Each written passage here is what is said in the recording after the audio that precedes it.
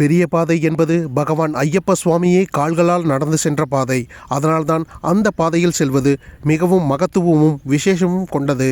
பெரிய பாதை எரிமேலியில் தொடங்கி பேரூர் தொட்டு காளகட்டி, அழுதா நதி, அழுதா மேடு, கல்லிடங்குன்று, இஞ்சிப்பாறை கோட்டை, உடும்பாறை கோட்டை, முக்குழி, கரிவளம்தோடு, கரிமலை, பெரியானை வட்டம், சிறியானை வட்டம், கடைசியாக பம்பானதை அடைந்து மலையேறி சன்னிதானம் அடைதல். 1940-50 காலகட்டங்களில் குருசாமி வழிநடத்த 7 முதல் 8 நாட்கள் சென்றடையும் பெரிய பாதைக்கு போகிறதுக்கு எரிமேலியில் தொடங்கி சன்னிதானம் அடையிறதுக்கே 40 கிலோமீட்டரும், சன்னிதானத்திலிருந்து எரிமேலி வரைக்கும் 40 கிலோமீட்டர், ஆக மொத்தம் 80 கிலோமீட்டர் நடந்தே செல்லணும். பெரிய பாதையோட மகிமை என்ன அப்படின்னா, ஐயப்பன் அது நடந்தது, அமர்ந்தது, உறங்கினது, ஏன் உணவிட்டது முதற்கொண்டு அந்த பாதையில் அப்படிங்கிறப்போ நாம் அது இருமுடி எடுத்து வர்றப்போ நமக்கே ஒரு உணர்வு வரும்.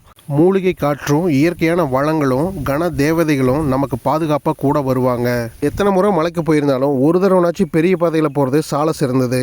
நன்றி. சுவாமியே சரணம் ஐயப்பா.